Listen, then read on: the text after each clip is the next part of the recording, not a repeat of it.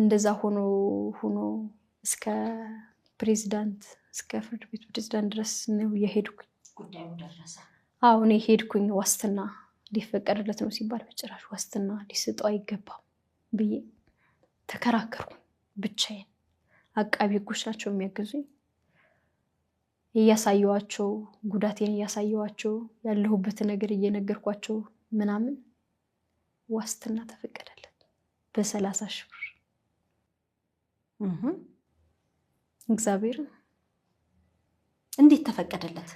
ዋስትና ተሰጠው በ30,000 ብር ተፈቀደለት። ለምን ብዬ ስጠይቅ የሞተ ሰው ብቻ ነው ዋስትና የሚከለከለው አሉ። እና በውጭ ሆኖ ጉዳዩን መከታተል ይችላል መብት አለው አሉ። እሺ ህግ አይደለ? እሺ ብዬ ተቀበልኩ። ሄደ እሱም ቤተሰቦቹ ጋር ቆየ። ከዛ በኋላ ነኝ አልዛተብሽም ከወጣ በኋላ? ወይ ዛቻማ በጣም ስልኬን በቃሉ ስለሚያውቁ በተለያየ ስልክ ነው የሚደውለው። እዛ ደግሞ የሆኑ ዘመዶች አሉት። እንደዚህ እናረግሻለን፣ በጭራሽ እሱ ታሰረ ማለት አንቺ በህይወት አትኖሪም፣ እሱ ይፈታል፣ አንቺ ግን ለህይወትሽ አደጋ ነው፣ ቤተሰቦችሽን አትፈልጊያቸው ከሆነ አሳስረው አስፈረጅበት ምናምን ይሉኛል። እኔ ግን ያው አንድ ይወስኛለሁ የሆነው ነገር ይሁን ብዬ ስላሰብኩበት ምንም ያክል ዋጋ ለመክፈል ዝግጁ ነበርኩኝ። ልክ በዋስትና ወጣ ሲባል ምንም ማድረግ አልችልም፣ ዝም አልኩ። ቆየሁ ባህር ዳር።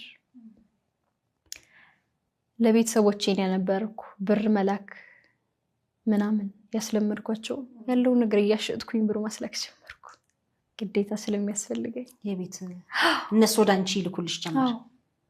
ከቤት ያለውን ነገር በግም ከብት እኔ የገዛሁላቸው ነገር በሰዓቱ እሱን ነገር እየሸጡ ይልኩልኛል። ያው ስራ መስራት ስለማልችል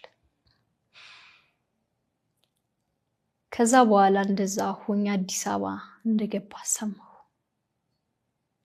እና አሁንም ያ ሐሳብ ነው ድጋሚ ይመጣልኝ። ጥቅምት 12 ነበረ የፍርድ ቀኑ 2018 2018 በዚህ ዓመት ጥቅምት በዋስ የወጣው ማለት ነው። በዋስማ ከወጣ ቆይቷል። የሚፈረድበት ነበር የፍርድ ቀኑ መቅረብ የነበረበት ያኔም ቀረ፣ አልመጣም ማለት ያን። ከዛ ቀድሜ እኔ አዲስ አበባ ገባሁ። እኔ አዲስ አበባ መጣሁ ከፍርድ ቀኑ ቀድሜ አዲስ አበባ መጣሁ። እሱ እዚህ ነው ሲባል መጣሁኝ። ደወልኩለት